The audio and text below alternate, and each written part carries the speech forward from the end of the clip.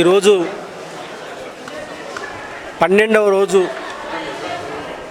ఆమరణ నిరాదీక్ష చేసినటువంటి హిందూ బీసీ మహాసభ అధ్యక్షులు బత్తుల సిద్ధేశ్వర్ యొక్క ఆరోగ్య పరిస్థితిని తెలుసుకోవడానికి, అట్లాగే బీసీలకు ఇలా కృష్ణన్న అనేక పోరాటాలు చేసినటువంటి నేపథ్యం.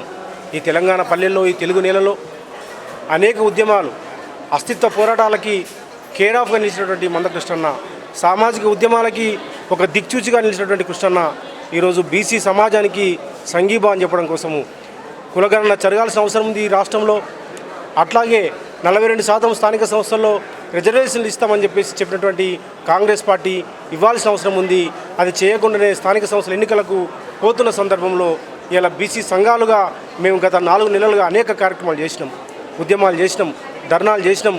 అయ్యా రేవంత్ రెడ్డి గారు, మీరు ఇచ్చినటువంటి హామీనే కదా, ఎవరు డిమాండ్ చేయలేదు కదా, ఎవరు అడగలేదు కదా, మీరే కదా కామారెడ్డి డిక్లరేషన్లో భాగంగా మీరు అసెంబ్లీ ఎన్నికల్లో పోటీ చేసిన సందర్భంలో కామారెడ్డి ప్రాంతాన్ని ఎంచుకొని కామారెడ్డి ప్రాంతంలో మరి కర్ణాటక ముఖ్యమంత్రి అయినటువంటి సిద్ధరామయ్య గారి చేత బీసీ డిక్లరేషన్ని ప్రకటించి 9 నెలలు అవుతుంది.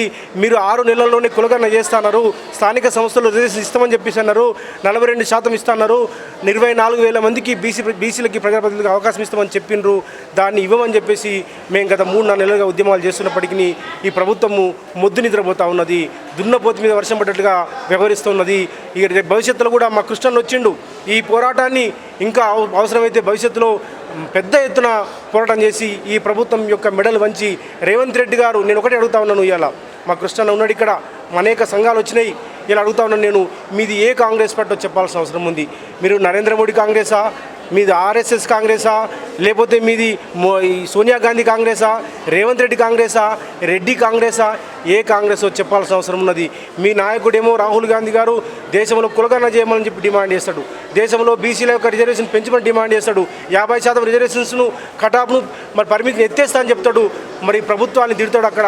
కానీ ఇక్కడ ఈ రాష్ట్రంలో అధికారం ఉన్నటువంటి మరి రాహుల్ గాంధీ కూడా అడుగుతున్నాను నేను, మీరు మాట్లాడుతున్నారు కదా, మరి బీసీలకు రిజర్వేషన్ పెంచాలని చెప్పేసి అంటున్నారు, కులగణన చేయాలని అడుగుతూ ఉన్నారు, ఇలా నరేంద్ర మోడీ గారు అడుగుతూ ఉన్నారు. కానీ మీకు అధికారంలో ఉన్నటువంటి రాష్ట్రంలో ఎందుకు మీరు చేయట్లేదో చెప్పాల్సిన బాధ్యత రాహుల్ గాంధీ గారికి ఉన్నది, రేవంత్ రెడ్డి గారికి ఉన్నది.